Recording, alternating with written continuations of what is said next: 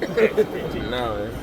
You said I'm not from Chicago, so it's like. Okay, this is what METAR is putting out. You'll be listening then to ATIS, which you will find that you're going to have a little bit more. They're going to give you which runways they're using. They're going to give you a little bit more because it's very airport specific. So but the very first thing is we have to know is, because we were looking for this, weren't we? Altimeter 3028. We know the highest point. Now, the highest point, believe it or not, is at the tower. It will always be. The middle of the airport, where the tower's at, that's the highest point. So, the official, but where are we at? You'll find that we're roughly around 73 to 79 feet, because that's with runway 9. Because they're going to show you, because the other part then is, remember, your transport category aircraft, you're going to have a radar altimeter, which is above ground level, and then of course they're going to have much more sophisticated, instrumentation for their altimeters. Okay. All right. Now, this is what we put in. We know we're off on that particular gauge, but you have to understand we plugged up all the holes too. So we've actually trapped. If we had to unplug that hole, we would probably find, because it's a certified box, we just got it back one term ago, it would probably be at 80 feet. But we're going to find out with the Cessna before you get started, right? You're going to make sure, we got to make sure everything static-wise is working before we start the test thing, right? So you'll be getting in that aircraft and then putting in 3028 and then tell me what the altitude is. All right, now we start off 05. You just told me it's the 5th day, right? Yes. There we go. What month? November the 11th. Okay. So, but that's not going to give us that because we know what month. For the 5th day of November, 11:50 Zulu is that time. Remember, we do not do local time, do we? But what is the local time? Almost 8. Time for a break. Not at this moment. Okay, but I'm going to go ahead and call it 8 o'clock, right? Now that's local, right? That's the 24-hour clock, local. I need to know, what is it? How long ago was this information put out? Because how did you, now quit talking. He has to know this because this is what we do. Because he has to be able to read this because he's a private pilot, certified pilot. Okay? But he did the math. Let's see if he's right. Because what? How did he come up with that? That's right. Because we just did a time change here, right? Yeah. Right. Remember, you spring forward, if you go into your 4 hours, and then we fall back and go to the 5 hours. We have a 5-hour time separation from 11:50. So 1 hour ago. Now, significant changes, and I don't know those values of significant changes, but it winds, ceiling, all that changes, your temperature and your dew point, if things drastically change, then of course it'll be updated immediately. Outside that, it can be over an hour, 2 hours, 3 hours before they change it. Now, if you go to ATIS, it's going to give you a letter. You have information Alpha. I don't know what it is, but they're going to give you a letter. You have to, when we try to get clearance just to taxi, we have to let them know we have ATIS information Alpha. Because at the airport here, when we do listen to the ATIS, we're going to find out it's going to give us instructions in addition that runways being used, taxiways closed, whatever. Right? They won't let you move unless you tell them that you've already listened, you've already got all this information before you taxi out. All right, so 1 hour ago is when this information was provided. What does 0000 KT mean? Okay, I agree with him, right? It wasn't me. Okay, so there's no wind, we agree, right? Now, if we don't agree, there's a windsock. If you look way down there, you'll see a windsock. I'll give him that one. And it's going to be low. Okay, when it's erect, oh boy, stand by, because that wind is strong. Because it's a one big cone of like a kite, And so when it's erect, that's when we pay attention, because we're going to, when you taxi the aircraft, remember we had a brief conversation about that, when you use yoke when you taxi, when there's wind. Right. That's when that yoke is very important to us. dive into it, dive away from it. All right, now we have 3. Now when you guys make your 5s, when you make your S's, as you can see, what the freak, is that a 5 or an S? Yeah. As a industry standard, if it's a 5, you leave it alone. If it's an S, you want to go ahead and make it look like a little dollar sign.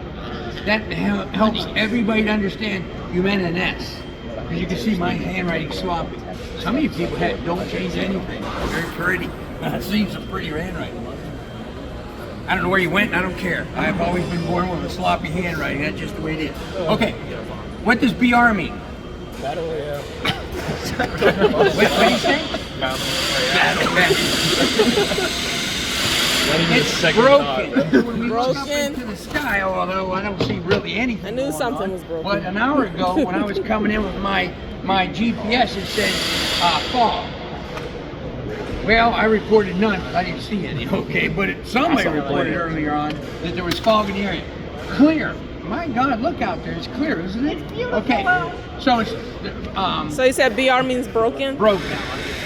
We have overcast, we have broken, and we have clear, okay? Okay. And it's very important to us because we all agree the Earth's round. Anybody want to fight me on this? What is broken? Okay, the Earth is not truly round. It's shaped like an egg, but that's embarrassing. What planet you want? The egg. No, my globe at home is round, and I'm going to go with it. NASA may report back, looks like an egg, but that's not on that. That's on them, not me. But we know it's not flat, right? How far can I see? I can see to the horizon. So what is the horizon? 5 miles. Roughly around 5 miles. Holy shit, this So guy's that is not very far, is it? He knows it. Okay, so we all agree the Earth is round, it's not flat. So here we are, and we're only going to see about roughly 5 miles. Okay. Now, if you're at the ocean, you can see a little bit more. You can probably go out to about 10, but that's it. Okay. That's why when we get into navigations, we're going to be talking about how to transmit. So we're going to be using VHF radios, and that's called line of sight, transmission, okay? So when I'm on the ground here, I'm not going to be able to communicate unless there's a pickup tower here, because line of sight. I can go from here to here, but I'm not going to be able to get there because it's over the horizon. HF radios bounce off the horizon, not the horizon, bounce off the atmosphere, and then it bounces back down so I can go across. That's why ham radio operators, they can talk to China and freaking Russia and that on a beautiful freaking crazy night. Okay, because the weather conditions are right, so the HF radio can go a very long way. But VHF are all radio, so I can't really be talking to too many people outside of my line of sight ability. Okay, now, so when we come over here, we have temperature and dew point. The temperature and dew point are the same. You're very close to rain. Okay, temperature and dew point are very important to you. That's in your general book. It talks a lot about temperature and dew point. When these two numbers come together, it's most likely going to rain. Okay, so it's going to rain today. Today, there's no clouds to give us rain. If there's clouds and they come together, you're going to get rain. Yeah, because they said if you look at the wall. Right? Okay. Any questions on what we get from METAR? Like the wall, like the. When we bring the radios over here, we'll listen to Aegis and we'll get them. But this is all we need right now. Okay, you said broken is for what though? Broken is when you're going to look out there and you're going to see clouds that are patchy. Oh, okay, in the They're sky. broken. If it's overcast, the clouds are Covered, yeah. And so And a black. VFR pilot, he has to stay clear of the clouds. He can, if you see a cloud where you can see obscured to where I can see behind it, I can fly through it. I cannot fly through it. I gotta go around it because I'm a VFR pilot. If I'm an IFR pilot, I'm gonna go right through it. As long as they're not storm clouds. That's just stupid. What's that? Yeah. So the 3 SM is 3 statute miles. You would think that we're flying knots and all that, we talk nautical miles. Why are we still doing with statute miles? Because we're on the ground. And so we're limited because of this, so that's how the reference is applied, to what we can see. 3 statute miles. So that matches up. And it's getting better, but remember this was reported an hour ago when they were calling fog. So at the time when they reported it, the fog was still lifted. Yep, you good? Okay, so back with the box. Once I get done with this, you guys can take a break, but let me get through because the first group then will start their project here. Okay, now, back with the box, we talked about that vacuum. So remember, the vacuum, and we'll pretend this is the altimeter, the sealed capsule, okay? The only way to get it to expand is what? A vacuum. You have to suck. The machine will suck to where it will then expand. But these are not vacuum gauges because we know which gauges are vacuum. Say it quickly, people. I know. The what? Yeah. Yeah. Hey, she missed a whole day. She had an assignment. She beat me too. I give it to you. She beat me too. Okay. The vacuum gauges are, of course, with our vacuum pump. You can see this one's there special. You got two hoses because one is a backup vacuum that's electric inside the aircraft. The other one is your primary vacuum pump. It is your heading indicator and your attitude indicator to include your suction gauge. So there's 3 gauges that are on the vacuum, not this. It's just that the test box has to be vacuum because now we truly understand. So that means you won't miss it on the test, right? And you won't try to bullshit me on an oral, right? It's not a vacuum instrument. Good, we're moving on. So, what? So that's not vacuum? It's not. We use the vacuum to check the leaks. You're a leak check. These are all barometric pressure, atmospheric pressure instruments, okay? Okay, all Right. of We use these. the Well, you have to use vacuum because the only way to make the test, the only way to make the altimeter go up is you have to take the sealed at 2992 standard A when they made it, and then because remember, a sensitive is when we readjust its value. And so when you go up, the atmosphere around there is thin. Every 1,000 feet, we lose an inch of mercury. All right, so then we have expansion. But for me to test the gauge on the ground, I have to vacuum. Now, that being said, this is going to be ram air. Yeah, something's If I want to look for a leak, I can use my leak chest, right? Keep it coming. It's not the fuel tank. This one here is going to be for vacuum. Will we use the leak check? Thank you, baby Jesus. Why will we not use the leak check on my vacuum? Suck it in. God bless America. Next thing I know, I see little bubbles going down through here into my machine. So we can use the leak check to find a leak on the ram air, but we cannot use it on the vacuum. We'll go back into my machine. We good? I'm just saying common sense. So that's all I can work with, right? Always think, all right? Okay, so now they're going to go back to this box. Now, these should be no remaining pressure. Now you're going to see this gauge here is going to go here to, it'll go counterclockwise. This one here will go clockwise. This is a road map, all right? This is where the tubes will be hooked up to the aircraft. This, of course, is a vent. This is a pitot control, crossbleed control stack. I have put numbers to match up with the procedures. These knobs, I want everybody to practice. Put the pinky up. Let's pretend we are from the UK. Okay, when they have their little cup of tea and their little crumpets, whatever they do on Harry Potter, they put the little pinky up, don't they, right? Us here in America, we freaking manhandle it. Matter of fact, skip the handle, put it around the hot coffee, and drink it like an American would. Yeah. Got it? But on my box, we are going to be British today. See that pinky up? You are not strong. Oh, heck, that's what I was doing. I will slap that thing. I will see it because my eye's fixed. I will see it. I'll come over. What are you doing? Okay, so, and I don't want to make you watch the video, but it's extremely important because when you do close it, pinky up, close up. Once you start to have a pinky. Yeah, everybody, pinky check everybody, okay? All right, so keep that. Now, when you get this, you're going to feel the resistance because there's a rubber grommet underneath there that is matching, okay? If you go beyond that, it does damage to the equipment. So the sensitivity, you have to remember, that's an expensive instrument. That's okay. This is expensive. These are expensive.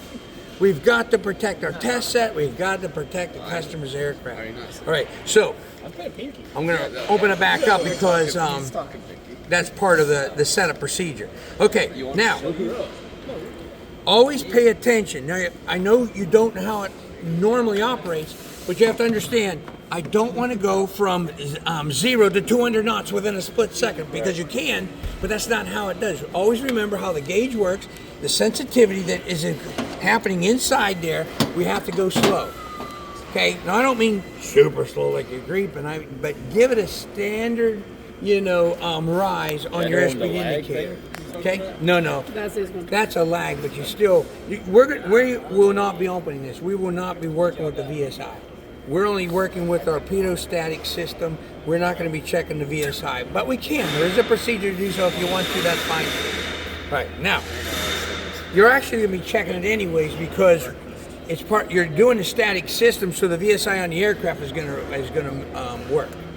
Okay, and it's going to limit you. It's going to make sure do not exceed 2,000, just like on the trainer.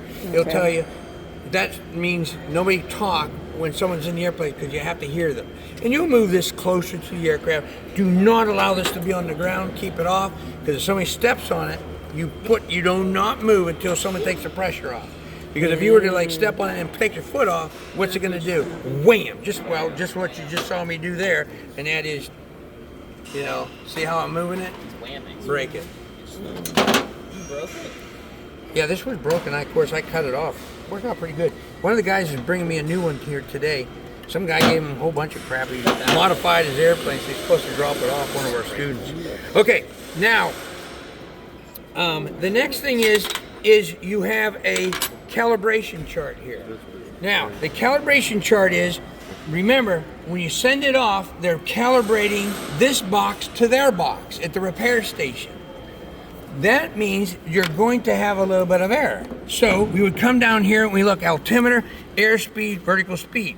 So for airspeed, if I want you to, we're going to do the test at 80 or whatever, it's going to be 75% of that indicator, not this one.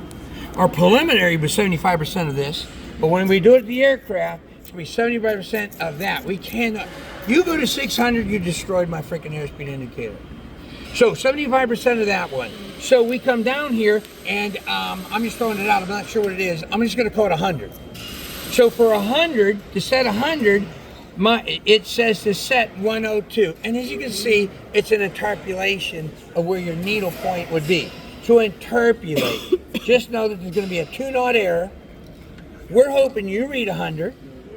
But my test box, I'm going to have to set 102 for you to truly know 100.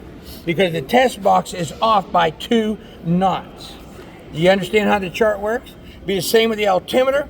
If I'm going to 1,000 feet, okay, I'm going to be setting, I got to look a little closer. 985. 985 for you to read 1,000 if you are truly correct. So we have to review our table, our correction table, because this machine was, to their machine. Yes. And I don't know where they get their machine. So we have to set 102 over here for airspeed for 100. Like if we were what you're going to do for the test preliminary, you're going to set 75% of that. 75% of the 102 or 100? No, 75% of 600. Because that's the gauge. On this. But when you found out everything is leak check, everything's good. Now you're ready to do the airplane. Then you're going to do 75% of the airs, because you cannot exceed it. If you do, you break it. The instructions are really good. And then when I wrote up your project, I just wondering about what you were saying here. Yeah, but I'm just throwing out 100, a quick number. Yeah. Let's just say 100 is the 75% max of that, not VNE, right? VNE, as you can see, it was right here, but I can go up to 60. It's 75% of the total scale of the airspeed indicator. And let's just say that 75% is 100 on there. I want you to see 100, but I'm gonna have to set the box at 102, which is, okay, that's a joke. Remember, once again, I'm not certifying that instrument, am I? Right? I'm not allowed to. Only a repair station can certify the instruments. I'm doing a leak test. Leak check. That's all you're allowed to do. Got it? We good? All right, so that's what's going to happen. They're going to set it up. They'll have it to where it's going to be good to go. They're going to do their test. They're going to then shut down all the equipment.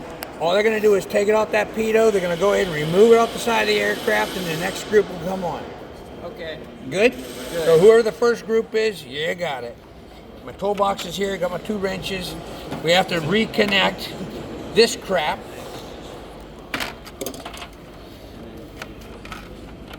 Which, of course, you're going to have to cut that, get another zip tie, get a zip tie gun, and then make that all happen.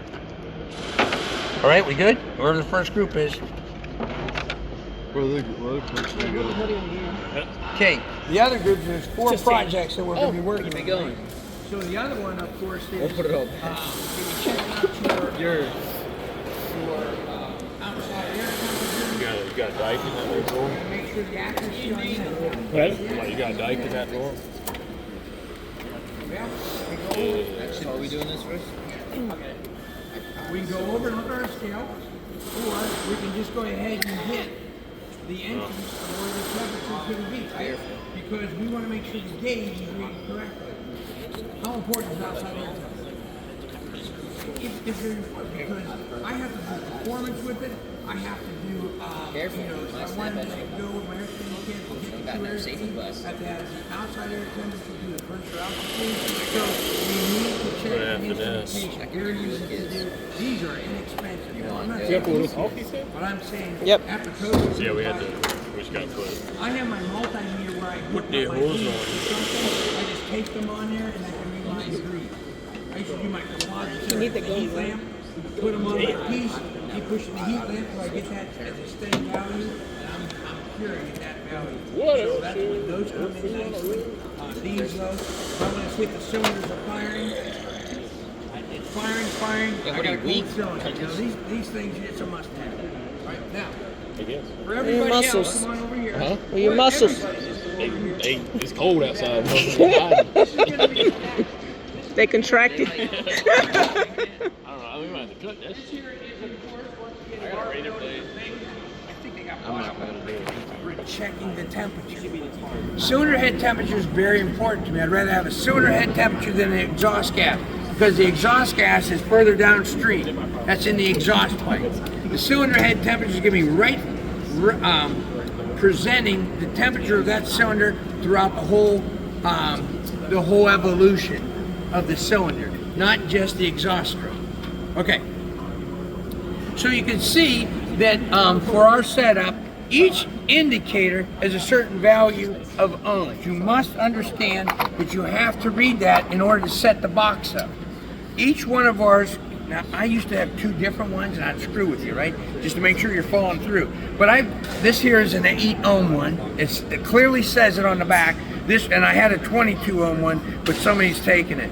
It says right there, 8 ohms. This is a 1.5 ohm, this is a 2.5 ohm. You must understand, and Jim Naylor, of course, did a real good job. He's laid out everything straightforward for you. If you can't read, then there's a problem, all right? Okay, now, when you buy, you can go to automotive stuff. So this kind of stuff can be used in experimentals, the helicopters and all that experimentals, right? But it has nothing, it's no big change from a TSO.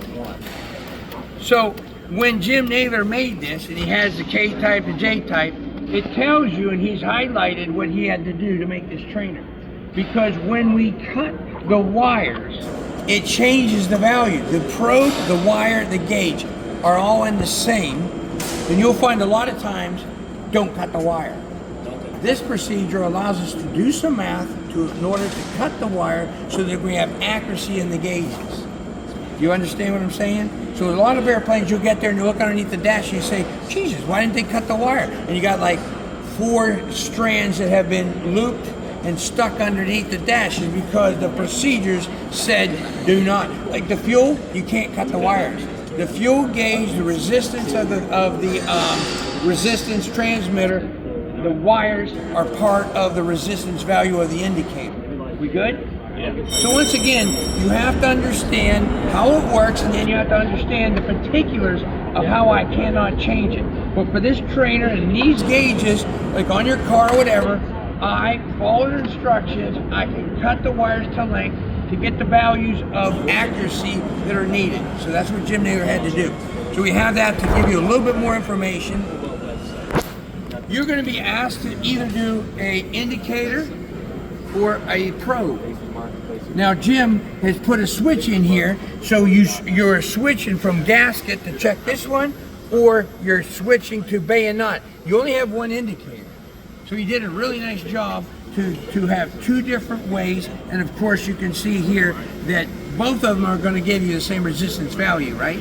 So if we said, hey, I want you to check the bayonet, here you select bayonet because you have an off position and you have a gasket position. So you're going to select the bayonet and you're going to hook up. Now here's the indicator side, here's the probe side. If I need you to check the probe, you're going to disconnect the indicator because you don't want to be reading the whole system. Now the box will check the whole system, but you're being asked to check the probe.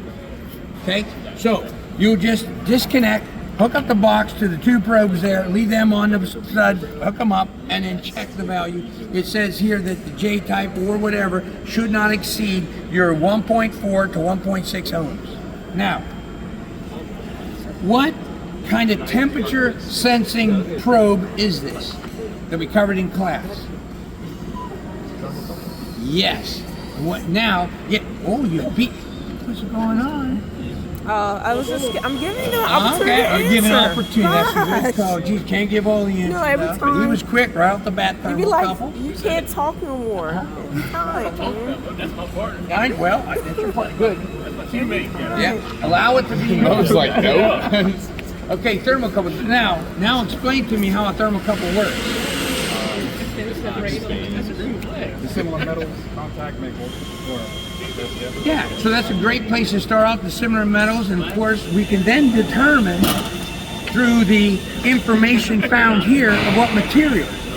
When we do our turbine ones, you're going to see on the back of the gauge it has CR and AL. That's chromel and aluminum. This though is the other two, which I never remember because I'm always chromel and aluminum. But it will tell you what that particular metals are for running it on a lower value. The turbines usually will be found aluminum and chromel because they seem to react with a higher value. But it does put out a millivolts of energy. So your instrument is not going to have any electrical connectors to it. So you're only going to have your thermocouples which generate the electricity. Okay? And so we're going to see this respond when we put it onto here, or it can respond if I have a torch. Not your B1C, Bic lighter. It doesn't heat it up rapidly enough. EGTs or thermocouples must go from 0 to 1,000 real quick. When I say 0 to 1,000, that's not true, but you see what I mean? It can't go slow like if I put the Bic lighter under the probe. So on the Piper, for checking the probes, it tells you go get a torch. Okay, now our heat gun is pretty respectable. That goes to 1,000. So your heat gun, when it's fully on and turned up, it can most likely send off a value. Now, if I do not get it to be that value, what do you think you could do? Before I go by and replace, what do you think I can do? What? Keep hitting it with the heat. If this testing didn't do well enough, I'm going to get the torch. I'm going to get it stimulated, get the molecules pissed off a little bit more. So you'll find in the maintenance manuals for turbine engines, it will always have the paragraph underneath it. If the test failed, try to reheat them with a torch and then retest. And so that's what we do, okay? So on the back, now we already know what we can do to the instruments. We can make markings, we can do touch-up paint, we can put decals, all that kind of good stuff. We do a install and then a verification. On here, you have an adjustment screw. So remember, anything on the outside of the instrument just can't go into it. We can make that happen. So what's going to happen is I'm going to give you a range. I think I put it on your paper. You're going to be checking this one here. So, clear instructions for doing so. Okay, we already told you 8 ohms. It should be set up for 8 ohms because we've pretty much everything turbine engine, 250s, all that, we're at 8 ohms. I had a 22 ohm from the 727, and I have no idea where that thing disappeared. Jim's been teaching this class for a while. I haven't been back in power plant, but somehow this has appeared. These are thermocouples. Now, these are thermocouples off the big J34 over there, okay? That's that big turbine engine. You got to cut away in front of the brake room and all. But that's one of their thermocouples. So that's pretty intense, where this is more, that's not it, but that's more like the PT6. So you can see they come in different shapes and sizes, but you have to have a hot junction and a cold junction. Hot junction, cold junction, okay? Cold junction internal. And that is where that difference in circuitry metals then create a millivoltage of energy. All right, so that's what you're gonna be doing, right? And if you want, and you have time, go on to doing the indicators, these ones. Changing the value there is on the top of the lid. Now I have a book for this and all, but on the top of the lid, different scenarios. Just for the project though, I'm only having you do that one. I'm having you do a probe and I'm having you do an indicator right there because the box is set up for it. Okay, we good? All right, now, I'm gonna be bringing the pilot trainer over, and that's the one you're gonna do the vacuum filter replacement.